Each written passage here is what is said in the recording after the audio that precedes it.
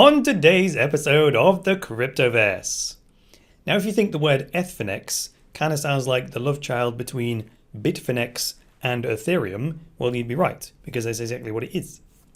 Now, we knew this was in the works, and not because we have a camera in their bedroom, but because Bitfinex originally announced their intentions to build this some time ago, and they've been developing ever since. Now, when Ethfinex originally launched, and some of you might be thinking, well, Chris, Ethfinex launch, this is old news, what are you talking about? When Ethfinex originally launched, many of you pointed out that it wasn't really the vision of a decentralized version of Bitfinex that we were hoping for. And today, we've taken a significant step further down that road, because today we're going to talk about what they're calling Ethfinex Trustless, which is indeed a significant step closer to the vision we had for a truly decentralized version of the Bitfinex exchange. So I'm going to run through some of the fundamental features and why I both think it's amazing and also why I found it kind of disappointing at the same time. And before anyone asks, yes, you can use Ethfinex to trade directly with tokens that you've got stored on a Ledger Nano S hardware wallet and a MetaMask and Trezor. Now, if you don't already have a Ledger Nano S hardware wallet, well, you should definitely get one because they're today's sponsor. I personally use a Ledger Nano S hardware wallet as my default wallet, which makes my cryptos stored there almost impossible to steal.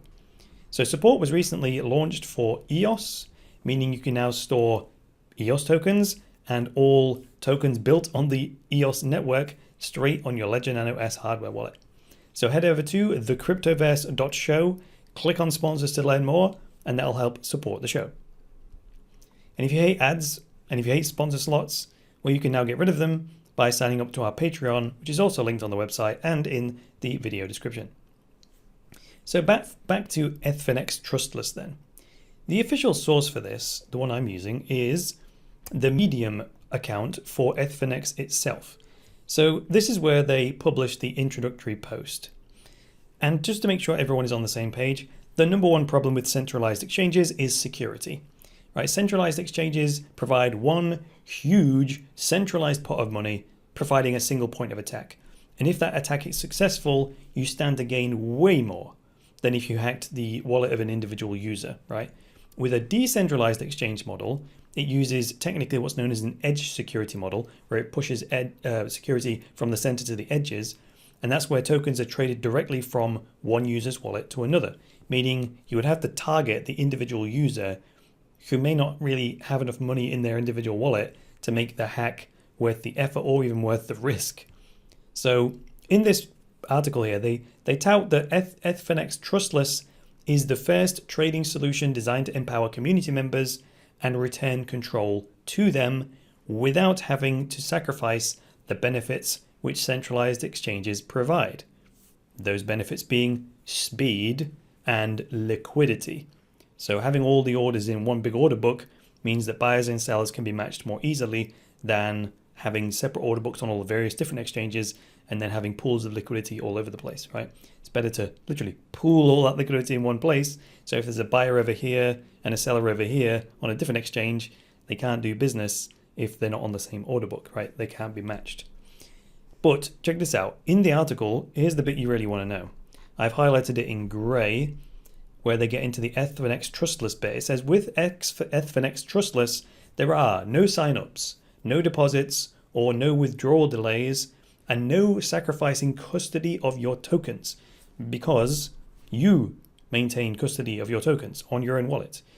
Not strictly true. You do have to transfer those assets to the Ethfinex smart contract and then withdraw them again, kind of like you do with a centralized exchange. The difference is you're not transferring them to a centralized exchange, you're transferring them to a smart contract to use, to change ownership and then send them back to you. Anyway, it says users retain full control of their funds throughout the entirety of the trading experience while executing trades against a high liquid off-chain order book to ensure an entirely seamless trading experience. So yes, the deposit and withdrawal delay, there is one. It says there is no delay between deposits and withdrawals. Yes, there is, because they require 17 Ethereum block confirmations before a deposit shows up in your account. So that's not strictly true. There is zero sign up though. You can just get your MetaMask or get your Ledger hardware wallet, boom, log in, That's it. You're in.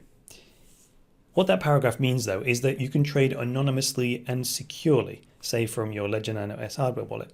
I mean, how does it get any better than that? Anonymous and super secure trading directly person to person via a smart contract. But here's where my disappointment came in. I understand why they've opted for an off-chain order book, but that actually removes one of the key elements of transparency, right?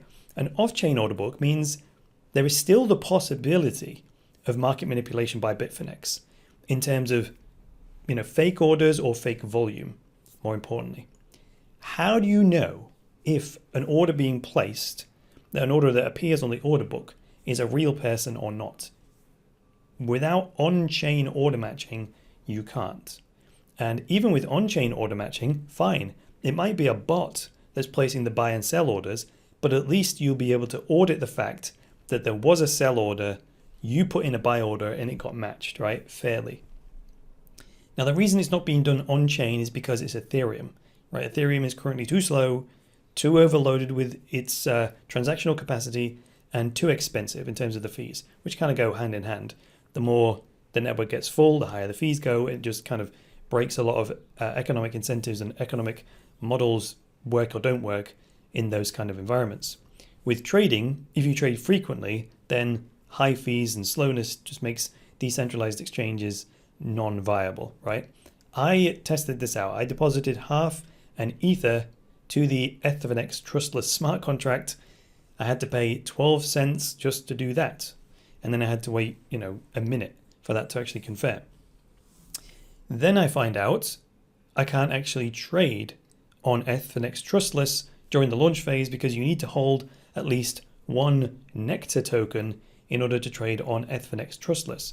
And this is like a governance token for it. So check this out. I took a little screenshot because I was using Brave to do this. So here it says, during the initial launch of Ethfinex Trustless, you're required to hold at least one NEC token in your wallet in order to trade. So when they're rolling out the entire ecosystem for the Ethfinex decentralized exchange, this Nectar token apparently is going to be like the governance token and so on. But at the minute, you need at least one of them, which costs like 50 cents, in order to actually trade on Ethfinex Trustless. So barrier number one. So I thought, okay, fine. Where do I get a Nectar token from? The regular version of Ethfinex, the trusted version, let's call it. So I was like, fine, I'll go do that then. But lo and behold, before you can do that, this is the trusted version of Ethfinex. Before you can trade on the trusted version of Ethfinex, you have to deposit a minimum of $1,000 of cash or crypto in order to access the platform features. Now, it does say you can remove that $1,000 of equity after you've hit the limit, but at that point I gave up. I'm just going to wait until this launch phase is over and they remove this requirement to hold a Nectar token before I do a full review. But even then, the major flaw regarding full transparency through an on-chain order matching system remains. And that's a trade-off that they've decided on. They've decided to make that in order to hook into the liquidity provided by the centralized order book on Bitfinex, right? That is one of the major problems with decentralized exchanges. You're starting with a blank order book, and it takes time for traders to start placing orders and for trades to start happening and liquidity to build. And it's why it's catch-22. It's why a lot of decentralized exchanges never get off the ground. It's because the liquidity is so poor that the prices are so terrible. It's a self-defeating prophecy. Whereas Bitfinex already have this massive centralized exchange that they could provide liquidity for, and that's going to be buying and selling and matching both orders on the decentralized order book with the centralized order book, even though the decentralized order book isn't decentralized because it's off-chain. That's my whole point. I also wonder how they're going to continue to be able to offer this zero sign-up with zero ID trading on Ethfinex Trustless. I can't imagine the regulators will look favorably upon that, if I'm perfectly honest. And the fact that Bitfinex centralized exchange rely on the regulators approving of their business, that's a point of pressure that could be applied to get them to compromise on their decentralized exchange, right? And the final reason I'm going to wait to do my full review is that Ethfinex Trustless currently has just 6 different trading pairs amongst just 3 different cryptos, including Ethereum. So it's not even that useful yet. But feel free to check it out for yourself and let me know what you think. And that's all I've got for you today. If you like this episode, go ahead, hit the like button. If you disliked it, hit the dislike button. Please leave me a comment below with some feedback and get subscribed. And if you would like access to my very best material, such as my structured online courses, check out my website, cryptoversity.com, click on courses, and you can take any one of these online courses that I've created for your educational delight.